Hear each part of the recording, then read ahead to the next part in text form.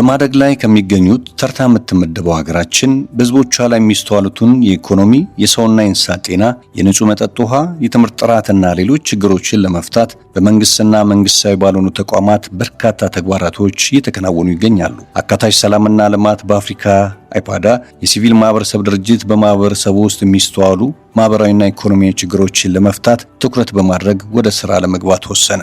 በዚህ መሰረት በየዘርፉ በተለያዩ ክፍተቶች ላይ በጋራ ለመስራት ሙሉ ፈቃደኝነትን አሳይተው ወደ ተግባር ከገቡ ተቋማት ጋር በማስተባበር በአሪዞን ስር የሚገኙ ጉዳዩ የሚመለከታቸው መምሪያዎችና ጽሕፈት ቤቶች ጂንካ ዩኒቨርሲቲ፣ ወርልድ ቪዥን፣ ቀይ መስቀልና አይአርሲ ዋሽ በማቀናጀት ስራውን ጀመረ።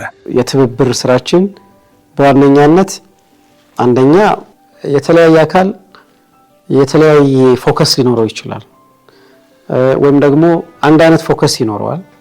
ስለዚህ በተበታተነ መንገድ ሀብትን፣ ጉልበትን፣ ዕውቀትን ኢንቨስት ከማድረግ ሲሰበሰብ በጋራ በትብብር ሲሰራ ውጤት ማምጣት ይቻላል። As with the newly started association አይፓዳ እንደ አዲስ ድርጅት ስናቋቁም የተስማማነው ነገር ቢኖር ብቻ ሆኖ መስራትን ሳይሆን ከሌሎች ተቋማት ጋር በትብብር ሲሰራ እያንዳንዱ ላይ ጫና ይቀንሳል።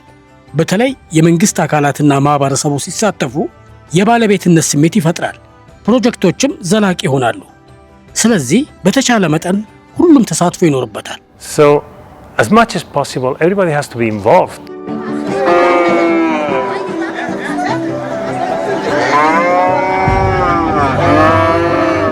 በእንስሳት ብዛት በአፍሪካ አንደኛ ከዓለም አምስተኛ እንደሆነች የምትታወቀው ኢትዮጵያ 70 ሚሊዮን የሚገመት የቀንድ ከብት ሀብት ኖሯት የዝርያ ማሻሻያ ባለመሰራቱ የተሻለ መኖ ዝግጅትን ባለመኖሩና በገበያ ትስስር ላይ ባለመሰራቱ በመጠን በብዛትና በጥራት ላይ ችግር ፈጥሮ መቆየቱ ሁላችንን የሚያስቆጨን ጉዳይ መሆኑን የእንስሳት ዝርያ ማሻሻያ ፕሮግራሞች ላይ ሰፊ ልምድ ያላቸው የዘርፉ ባለሙያ ገልጻሉ። በጣም እኔም ውስጤን የሚመታኝ የሚያመኝ ነገርም አለ።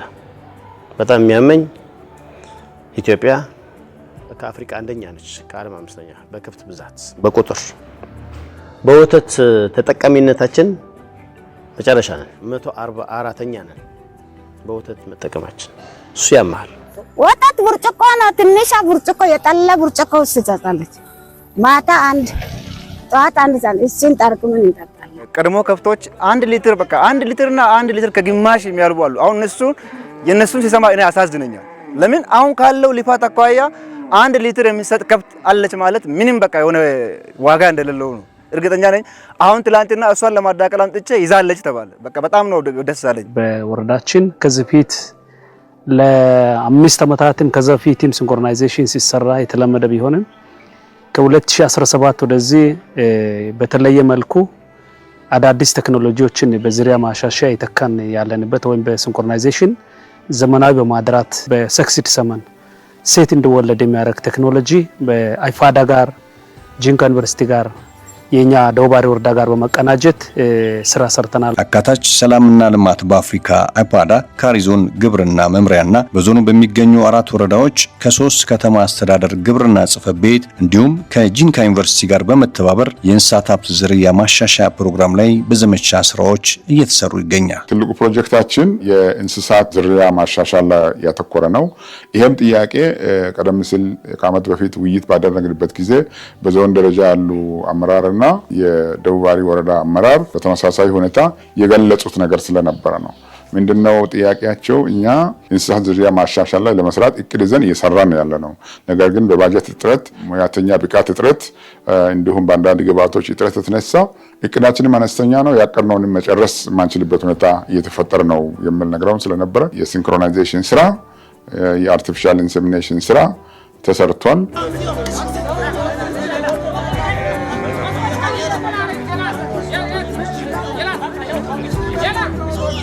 በደቡብ ዋሪ ወረዳ በእንስሳት ሀብት ላይ በተደረገ ጥናት ከ5000 በላይ የቀንድ ከብቶች ሲኖሩ የእነዚህን የከብቶች ዝርያ በማሻሻል በተለይም የወተት ምርትና አቅርቦቱ እንዲሻሻል ዋነኛ ተግባራት እየተከናወኑ ይገኛሉ። የሲንክሮናይዜሽን አርቲፊሻል ኢንሴሚኔሽን ስንለው በተለይ ለኢትዮጵያ በጣም ጠቃሚ የምንፈልገው ወተት ለማግኘት የሚጠቅም አዋጭ ቴክኖሎጂ ሪል ትራንስፎርሜሽን እንለዋለን። ትክክል ትራንስፎርሜሽን በየ2 ዓመቱ ስትወልድ የነበረች ላም በየአመቱ ማስወለድ ከቻልክ ወተት የሚፈልግበት ወራቶች አሉ። በነዛ ወራቶች እንዲወልዱና ወተት በአግባቡ ጥሩ ዋጋ እንዲሸጥ ማድረግ ይቻላል። የእንስሳት ዝርያን ለማሻሻል በዋነኛነት ላሞችን የማዳቀል ስራ አንዱ ሲሆን በዚህም የማዳቀል ተግባር ላሞች በተፈጥሮ ሳይሆን በሆርሞን የኮርማ ፍላጎት እንድታሳይና ሴት ጥጃዎችን ብቻ እንድትወልድ የሚያደርግ ቴክኖሎጂ በመጠቀም የተሻለ ውጤት እንደሚገኝ ይገልጻሉ። ኢፓዳ ጋር እንሰራለን። ከእንስሳት ሀብት ዝርያ ማዳቀል ጋር በተያያዘ በተለይ ፕሮፌሰር ገብሬ ከሚመሩት ተቋም፣ ፕሮፌሰር ፊሊፔ ከስፔን እና ሌሎችም አካላት የሚሳተፉበት ትልቅ ሀገር ውስጥ ነን ገቨርንመንታል የሆነ ተቋም ነው። የሲንክሮናይዜሽን የማዳቀል ስራ ይሰራሉ እነሱ።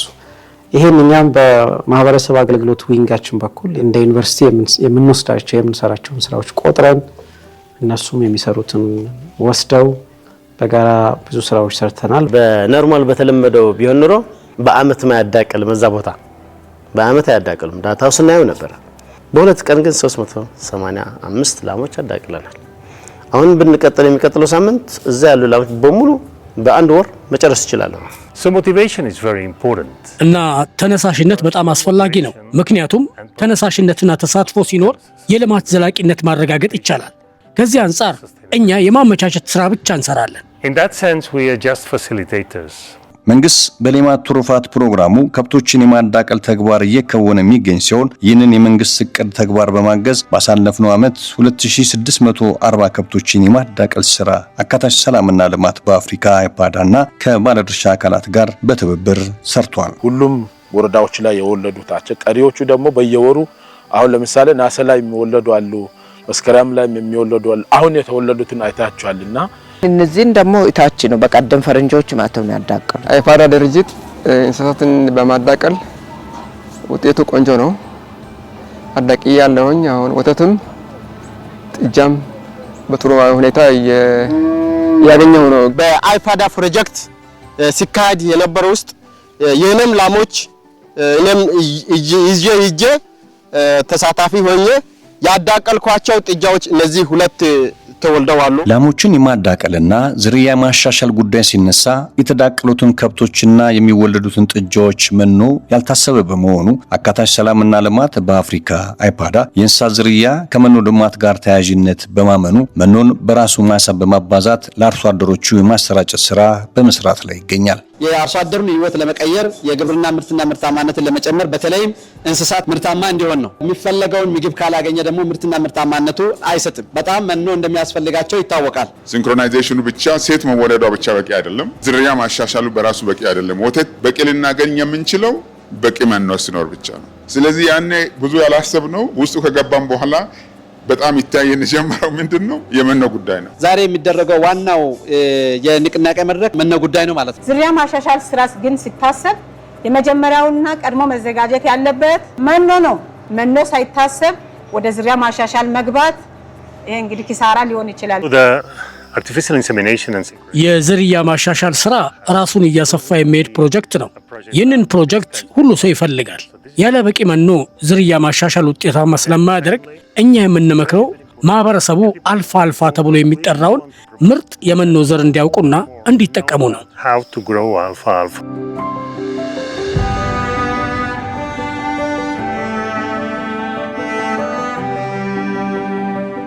ከጂንካ ከተማ አስተዳደር በተመራ ቦታ የመኖ ማዘጋጃ ችግኝ ጣቢያ በማቋቋም ልዩ ልዩ የመኖ ዘሮችንና ተክሎችን በቋሚነት እያባዛ በማሰራጨት ለአርሶ አደሮችና ለማህበረሰቡ አገልግሎት እየሰጠ ይገኛል። አይፓዳ ቦታ ተመርቶ ጂንካ ከተማ ላይ በብዛት እያመረተ ለማህበረሰቡ በተለይ ከብቶቻቸውን ላስጠቁ አርሶ አደሮች እያቀረበ ይገኛል። ምኖረው በጋዘር ከተማ ቀበሌ አስተዳደር ነው። በአይፓዳ ፕሮግራም በተሰጠኝ መኖ መሰረት ይህንን በማዘጋጀት ለጥጃዎቻችን በመትከል ይህንን አሁን በመስጠት ላይ ይገኛል። አይፓዳ ፕሮግራም በደገፈው መሰረት በአራት አይነት የመኖ ዝርያዎች ስርጭት ተደርጎላቸው ነበረ ማለት ነው። እነዚህም የዝርያ አይነቶች ላም አተር፣ እርግብ አተር፣ አልፋልፋና ላብላብ ናቸው ማለት ነው። ዲሾ ኤምባርሳር ነው እዚህ ያለው። እዛ ደግሞ አልፋልፋ፣ የላም አተር፣ አኩሪ አተር፣ የእርግብ አተር ዘርተናል። አይፓዳ ፕሮጀክት መጥቶ ያው ጉብኝት አድርጎ ዘሮችን ሰጥቶን ነበረ። አሁንም በዚህ ዙርም ዘሮቹን ወስጃለሁ። አይፓዳ ድርጅት ለኛ የሰጠው መና አሁን እሱ እየጠቀመን ነው። ከፍቶችም እኔም ደህና እየጠቀምኩ ነው። አይፓዳ የግብረሰናይ ድርጅት በዞናችን በተለያዩ ቦታዎች ላይ ማህበረሰብን የሚጠቅሙ የተለያዩ የልማት ስራዎች ላይ ሲሳተፍ የነበረ ድርጅት ነው። በተለይ የማህበረሰቡን የግብርና ምርቶችን ለማሻሻል በእንስሳት ዝርያ ማሻሻል ላይ ትልቅ የሚባል ተግባር ባለፉት ጊዜያት ከሚመለከታቸው ጋር በመቀናጀት የሰራቸው ስራዎች በጣም ከፍተኛ ነው።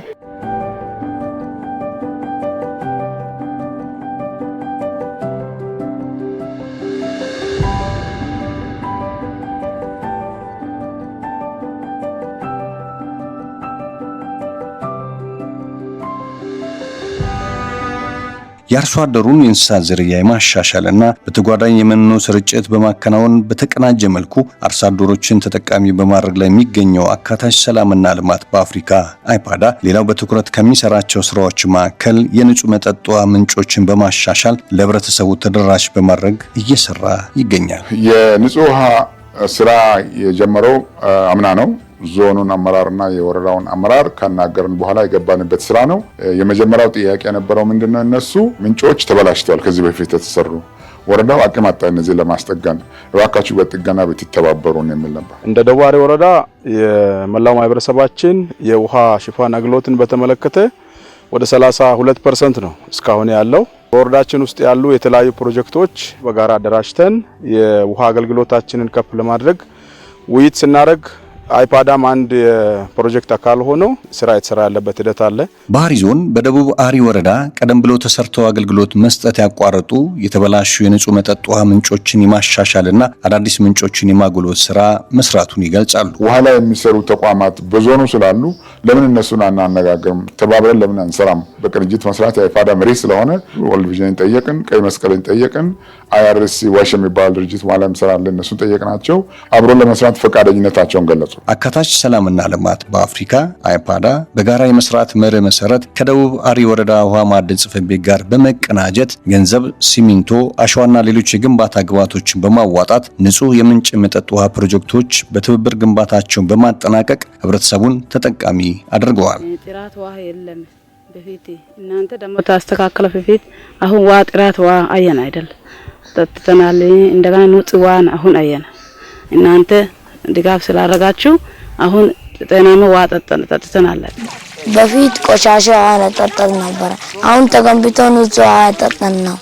ከዚህ በፊት እንደ ንጹህ ውሃ አልነበረንም። በየቀኑ ጥያቄያችን ስንጠይቅ የነበረን አሁን በዚህ በ2017 የውሃ ምላሽ ያው ማግኘታችን ያው አሁን በአይን ያየን ነው። ይሄ አሁን የተጠቀመን ነው። ተጠራቅሞ ተዘጋጅቶ በራሱ መንገድ መጣ ንክክ ውጭ የሆነ ውሃ ለጠይጠጡን ማለት ይሄ ደግሞ የጤናውን ታደግን ማለት ነው። ለማህበረሰቡ በወረዳው በተለያዩ አካባቢዎች የተሰሩ የንጹህ ምንጭ ውሃ ማጎልበት ስራዎችን የአካባቢው ነዋሪዎች በመመልከት በራስ ተነሳሽነት 9 የንጹህ ውሃ ምንጭ ውሃ ማጎልበት ስራዎችን በመስራት ተጠቃሚ መሆን ችለዋል። የማህበረሰብ ትብብር የመጣ ነው። ስለዚህ ይሄ ትልቅ መማር ሌሎችም ይሄን ሊወስዱ ይገባል። እኛም እንደዚህ መስራት አለብን ብለን ህዝባችን የቤተሰብን ተባብረን ሰርተናል። ማህበረሰቡ በራሱ ተነሳሽነት የኛን ስራ አይቶ በራሳቸው ጥረት ገንዘብ አዋጥተው ድንጋይ ሰብስበው ስልጠና ስጡን ብለው እንዴት እንደሚሰራ 9 ገነቡ ማለት ነው። እንዲያውም 10ኛ ለመገንባት አንድ የሆነ ንዑስ ቀበሌ 6000 ብር እንዳሰባሰቡ መረጃ ደርሶናል። ምናልባትም በአጭር ጊዜ ውስጥ ይሄ ቁጥር ወደ 10 ከፍልና በአጠቃላይ 38 ምንጮች ተገነቡ ማለት ነው። አንድን ስራ ለመስራት በተለይ ልማት ነክ ስራ ለመስራት ከውስጥ ተነሳሽነት ያስፈልጋል። ከውስጥ ተነሳሽነት የጀመረ የልማት ስራ ውጤታማ ይሆናል። እኔ እዚህ ሀገር መጥቼ በተለይ እዚህ ያለንበት አካባቢ የውስጥ ተነሳሽነት አይቻለሁ እና እኛ ደግሞ ያንን ተነሳሽነት ካለ እዚያ ላይ የምንችለውን ያክል አስተዋጽኦ ለማድረግ ነው የምንፈልገው። እኛ ያደረግነውም እሱን ነው። ተነሳሽነት ነበር፣ እሱን ተገነዘብን። በእኛ በኩል እናደርግ የምንችለውን ድጋፍ አድርገን ውጤቱ ደግሞ አሁን ባለበት ደረጃ ሲገመገም በጣም ጥሩ ነው። እነጆችንም እግዚአብሔር ይባርካቸው። እነ አይፓዳ፣ እነ ቀይ መስቀል፣ እነ ወርልድ ቪዥን እና IRC እየሰሩ ነው። አሁን ካለ ነው ከ32.5% ወደ 39% ይጨምራል ማለት ነው። ስለዚህ ይሄን በቁጥር ስናየው ወደ 7200 የሚጠጉ ሰዎች ተጠቃሚ ይሆናሉ ማለት ነው። በዛ ይሄ ማለት እንደ ወረዳ ትልቅ ስኬት ነው። አካታች ሰላምና ልማት በአፍሪካ አይፓዳ ከሌሎች አጋሮችና በማህበረሰቡ ተሳትፎ በቅንጅት የተሰሩትን የንጹህ ምንጮች ውሃ አቅርቦት በማሻሻል በወረዳው የነበረውን የንጹህ መጠጥ ውሃ ሽፋን በመጨመር ረገድ የበኩሉን ሚና ተጫውቷል። አይፓዳ በጣም ትልቅ ትብብር አቅም ጉልበት ነው እንደ ወረዳ ያመጣብን። ይሄ በጣም ትልቅ ኃይል ነው። ስለዚህ ከህዝባችን ጋር ከወረዳው አመራር ጋር ከአጋር ድርጅቶች ጋር ከሚለግሱ ሰዎች ጋር በመተባበር የሚሰራ ስራ ነው። ይሄ ባይዞ ባለቤትነት አለው። ህዝቡ ራሱ ገንዘብ ስለሚሰጥ እኛም ገንዘብ ስለምንሰጥ የተሰሩ ስራዎች እድሜያቸው ከፍ ያለ ነው። ምክንያቱም ባለቤት ይሆናል። በትብብር የሚሰራ ስለሆነ ህዝቡ ባለቤት ይሆናል። ይሄንን የሚያግዙ ፈረንጆች አሉ፣ የውጭ ድርጅቶች አሉ። እነ ፕሮፌሰር ገብረይንሶ ያሉበት ነው። ስለዚህ በጣም ማመስገን እንፈልጋለን። የተሰሩ ስራዎች በጣም ትልቅ ናቸው። በተጨማሪም በንጹህ መጠጥ ውሃ አቅርቦት ላይ በአነስተኛ ወጪ የምንጭ የማጎልበት ስራዎች የተሰሩት በጣም ትልቅ የሚባሉና ሌሎችም እንደዚሁ ተያይዘው የተሰሩ ያሉ ስራዎች ተስፋ የሚሰጡ በቀጣይ በደንብ ከተቀናጀን ደግሞ ብዙ የማህበረሰብ አካላትን ተጠቃሚ ሊያደርግ የሚችሉ ፕሮጀክቶች የተሰሩ ነው የሚገኙት።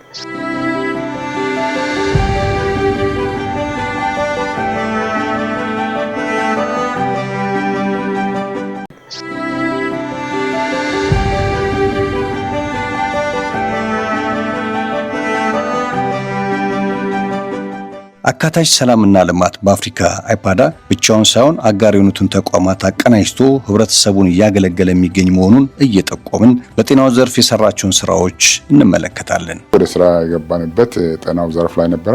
የጤና መምሪያ ኃላፊ ከዞኑ እና ከሆስፒታሉ ዳይሬክተር ጋር በመሆን አንዳንድ ትኩረት ያጡ ህመሞች እንዳሉ በዛ ላይ እንድንረዳቸው ከቻልን የሚል ጥያቄ ነበረ። ለምሳሌ አንዱ ይሄ የአይነ ሞራ ገፈፋ ስራ፣ የሴቶች ማህፀን ውልቃትና ፊስቱላ የመሳሰሉ ወባ እና ከአንገት በላይ ባጭ ያሏቸውን ሰዎች ለማከም መሳሪያውም የሰለጠነ ሰው ኃይልም ስላልነበረ በእነዚህ ዙሪያዎች መርዳት እንችል እንደሆነ ጠየቁን።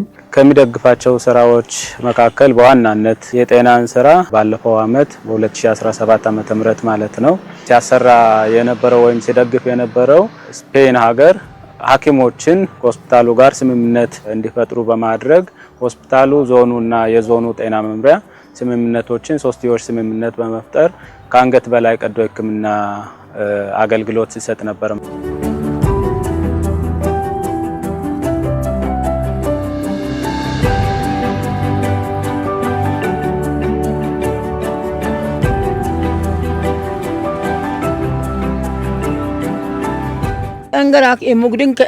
ከዚህ በፊት በጣም አይኑ ጋርዶ ነበረ፣ ጨለማ ነበረ። ሰው ይዞ ከቤት ያወጣል፣ ሰው ይዞ ይዞራል። አሁን ብቻዬን ታክሙበት፣ አሁን ብቻዬን እየዞርኩ ነበርኩ። በጣም ደስ ብሎኛል። እስቲ ሙክሲቴ ተኮዛማ አምሽ እዚህ ከመጣ አይኔ አይታይም ነበረ። ከዛ በኋላ አይኔ ላይ ኦፕራሳን ከተደረገ በኋላ ማየት ቻልኩት። አፕስቶ መሰገን ሳይቴ አብዛኛው የህብረተሰባችን ያለው በኑሮው ዝቅተኛ ነው። አንድ ካታራክት ደግሞ ለመስራት የሚወጣውን ኮስት ከመጀመሪያ እስከ መጨረሻ ብናየው ብዙ ብር ያስወጣል። ያንን ከፍሎ መታከም ደግሞ አብዛኛው ህብረተሰብ አይችልም። ስለዚህ የሌሎች ግብረሰናይ ድርጅቶች እርዳታ አስፈላጊ ነው ብዬ አምናለሁ። እኔ የሰለጠንኩበት የቀዶ ሕክምና ከአንገት በላይ ህመሞች ላይ ያተኩራል። በጂንካ አጠቃላይ ሆስፒታል ተስፋ ሰጪ የሆነ ፕሮጀክት ላይ እየሰራን እንገኛለን። የፕሮጀክቱ ዋና ዓላማ ታማሚዎችን ማከም፣ ጤናቸውን ማሻሻልና ህይወታቸውን ማትረፍ ነው። የህክምና አገልግሎት ተጠቃሚ የሆኑ የህብረተሰብ ክፍሎች በሰጡት አስተያየት በጤናው ዘመቻ ህክምና ማግኘታቸው ይገልጻሉ። ሰው መንገድ ላይም ጓደኞችም አንተ ለምን ሄደህ አትታከምም? አይ ብዙ ሳንቲም ስለሚያስፈልግ ትራንስፖርትም ያስፈልጋል ብዬ ሳንቲም አግኝቼ ነው እያልኩ ሲጠብቅ አሁን በመንግስት መኪና ነፃ መጥቼ እዚህ ታክሜ ወጣው። ነጻነት ማድቴ ከዚህ የሚጠብቀው ከነበረኝ ጭንቀቶቼ እገላገላለሁ ብዬ ነው ማስበው። ማህበረሰብ ውስጥ ብዙ ነገር እባል ነበር። አሁን ግን ይሄንን ታክሜ ከማህበረሰቡ ጋር ደስተኛ የሆነ ህይወት ይኖረኛል ብዬ ነው ማስበው። ህክምና እንዳለ የነገረችኝ እዚህ ከተማ የምትኖር የአክስቴ ልጅ ነች። ከውጭ ሀገር መጥተው ህክምና የሚሰጡ ሰዎች አሉ ሲባለኝ ቶሎውኑ ተሽከርካሪ ፈልግና ድረሽ ስትለኝ ሞትም ይሁን መዳንም ይሁን በቃ ይሄ መጨረሻዬ ነው ብዬ መጥቼ ነው ተሰራሁት። ምክንያቱም ከዚህ በፊት የኖርኳቸው ለ3 አመታት ከባድ ህይወት ስለነበረ ቢያንስ ቢሰራ ወይ ሞታለሁ ወይ ተርፋለሁ ብዬ ነው የአክስቴ ልጅ በሰጠችኝ መረጃ ነው መጥቼ ህክምና ያገኘሁት። እግዚአብሔር ያውቃል። ህክምናዬን በሰላም ካለቀልኝ እኔ እንደ ሰዎች ቆሜ ዞር ለልጆቼ መኖር ነው።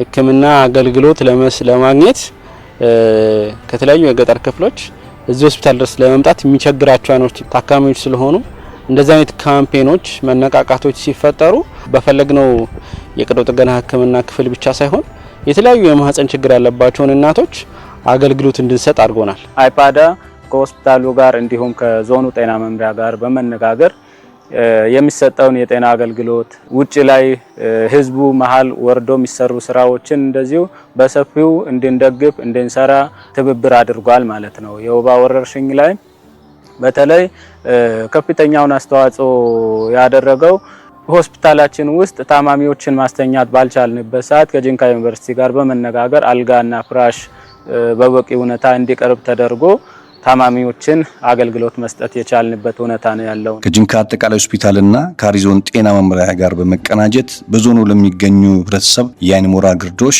ከአንገት በላይ ህክምና የሚያስፈልጋቸውን የማህበረሰብ ክፍሎች በተጨማሪ የማህፀን ውልቃት ችግሮችና የፊስቱላ ጤና እክል ያጋጠማቸው እናቶችን በመለየት የነጻ ህክምና ድጋፍ እንዲደረግላቸው በተደረገው የጤና ዘመቻ አበረታች ውጤት ተገኝቶበታል። የዞናችን የጤና ሁኔታ ሁሉንም ስራ በመንግስት አቅም ለመፈጸም በጣም አዳጋች ነው። አንደኛ በጀት እጥረት አለ። ሁለተኛ ጤና ተቋማቶቻችንን የውስጣቸው መያዝ የሚገባቸውን የህክምና መሳሪያና የሰለጠነ ባለሙያ በበቂ ሁኔታ የያዙ አይደሉም።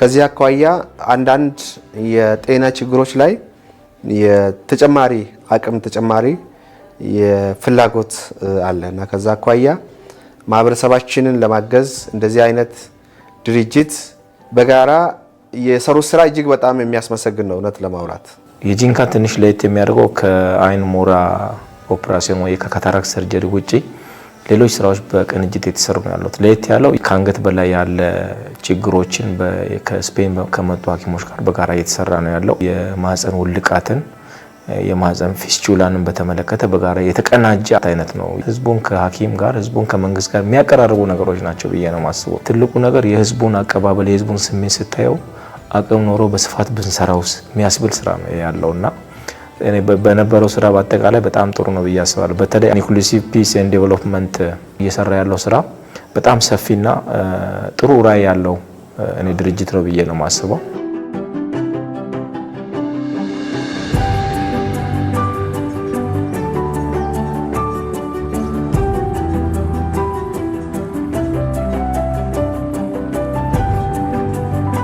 ሌላው አይፓዳ ለመስራት የሚፈልገው እና የጀመረው ወደፊት ማስፍቶ የሚሰራው ትምህርት ላይ ነው። ያኔ ከዓመት በፊት መተን ዞንና ወረዳዎችን በምናወያይበት ጊዜ አንዱ የተነሳው የትምህርት ችግር ነው። የትምህርት ጥራትና የትምህርት ተደራሽነት ችግር አለ ተብሎ ነበረ። የሀገር እድገት ሊሆን የሚችለው የተማረ የሰው ኃይል በሰፊው ማፍራት ሲቻል በመሆኑ አካታች ሰላምና ልማት በአፍሪካ አይፓዳ በትምህርት መስክ በተለይም የትምህርት ጥራትና ተደራሽነትን ለማስፋትና ያሉትን ክፍተቶች ለመሙላት የበኩሉን አስተዋጽኦ እያበረከተ ይገኛል። የመጀመሪያው ያደረግነው ጋዘር ኮንስትራክሽን እና ኢንዱስትሪያል ኮሌጅ 60 ኮምፒውተሮችን አምጥተናል። በደቡብ አሪ ወረዳ ለጋዘር ኮንስትራክሽን እና ኢንዱስትሪያል ኮሌጅ ከስፔን ሀገር 60 ኮምፒውተሮችን በማስመጣት ያበረከተ ሲሆን በተጨማሪ ለአሪ ኤሶል ሁለተኛ ደረጃ ትምህርት ቤት ከ100 በላይ ኮምፒውተሮችን ከስፔን ሀገር በማስመጣት ላይ ይገኛል። የኮምፒውተሩ ጉዳይ ከተነሳ አሁንም ከዛው ከስፔን ሀገር በአሁኑ ሰዓት ከ100 በላይ ኮምፒውተሮች ተጭነው በመጓዝ ላይ ናቸው። እነዚህ ኮምፒውተሮች እዚሁ አሪዞን ጂንካ ከተማ ለሚገኘው አሪ ኤሶል ልዩ ሁለተኛ ደረጃ ትምህርት ቤት ነው ይህ ትምህርት ቤት አምና የተቋቋመ ዘንድሮ ለሁለተኛ ጊዜ ተማሪ የተቀበለ ጎበዝ ተማሪዎችን ብቻ ከሁሉም ቦታ አሪዞንና ከደቡብ ኦሞ ዞንም ጭምር በጣም ጎበዝ የሆኑ ተማሪዎችን ከየሃይስኩሉ አምጥቶ ከ9 እስከ 12 አስተምሮ በጥሩ ውጤት ዩኒቨርሲቲ እንዲገቡ ለማድረግ የታቀደ ነው። ለዚህ ትምህርት ቤት ኮምፒውተር ተጭኖ እየመጣ ነው ያለው። ጤናው የተጠበቀ ዜጋ እንዲኖር የጤና አጠባበቅ፣ ንጹህ የመጠጥ ውሃ በማሻሻል የምግብ ዋስትናን በማረጋገጥ የእንስሳት ጤናና ምርታማነት ላይ በመስራት የትምህርት ጥራት ላይ ትኩረት ማድረግ የአካታች ሰላምና ልማት በአፍሪካ አይፓዳ ቁልፍ ሰው ተኮር የልማት እንቅስቃሴ ነው እና ይበርታ ይበል በሚያስብል ስሜት በእያንዳንዱ ባለድርሻ አካላት በመደጋገፍና በመተባበር ለህዝባችን መስራት ይገባል በማለት አጠናቀቅን። ለትምህርት ቤቴ ላክሞይቴ ጤናና ህይወቴ ለዝምረው ቤቶ የውንለት ፋታ ለምኖር በጋራ ለነጋደው ስራ አይፋዳ ጋራ አብረን እንስራ ሁሉም በያለበት በተሰማራበት ሰላም ይሁንለት ፍቅር ይሁንለት